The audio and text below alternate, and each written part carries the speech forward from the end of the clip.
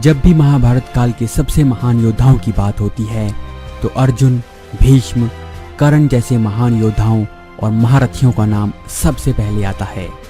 लेकिन महाभारत के उस युद्ध में एक ऐसा योद्धा भी था जो भीष्म से भी ज्यादा बलशाली था, जिसके तीरों में कर्ण के तीरों से ज्यादा ऊर्जा थी, जो बहुत बड़ा तपस्वी और महान व्यक्ति था।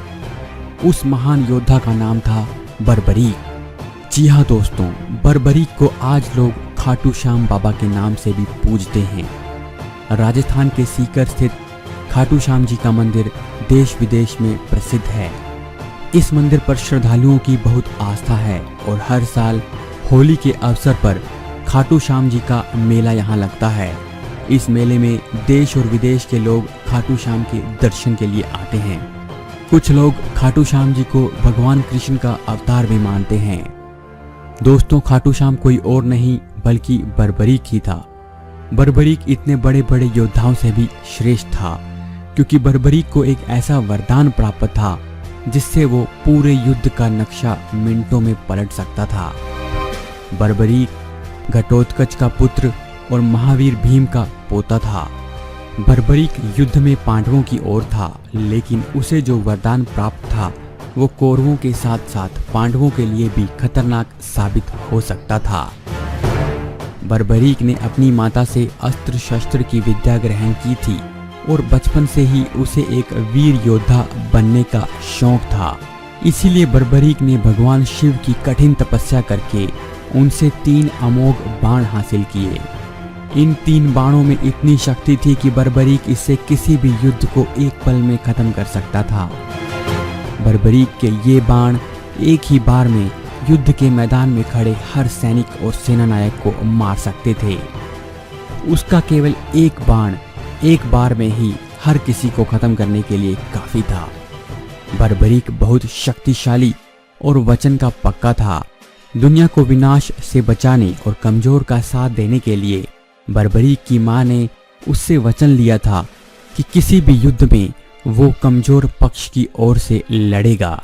बर्बरीक का ये वचन ही श्री कृष्ण के लिए चिंता का विषय बन गया था, क्योंकि श्री कृष्ण जानते थे कि युद्ध में कभी कौरवों का तो कभी पांडवों का पलड़ा भारी होगा।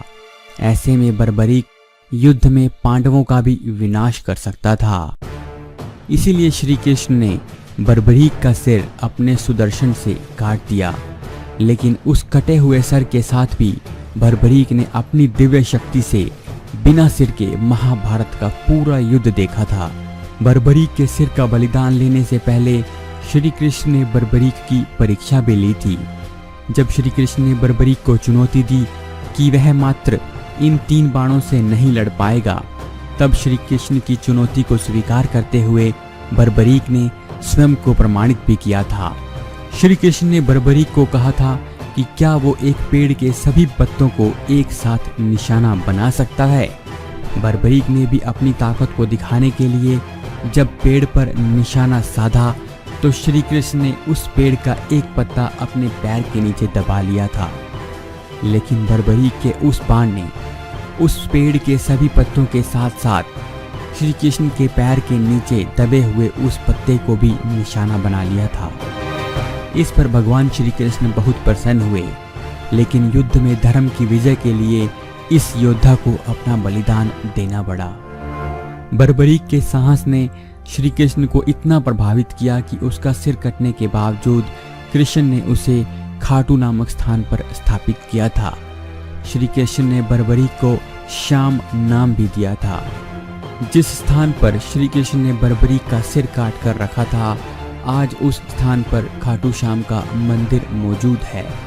सामान्य तौर पर बर्बरीक को खाटू श्याम या बाबा खाटू के नामों से भी जाना जाता है और हर साल हजारों की संख्या में लोग आकर इस मंदिर में उनके दर्शन करते हैं। एकादशी और रविवार के दिन इस मंदिर में भक्तों की भारी भीड़ लगती है।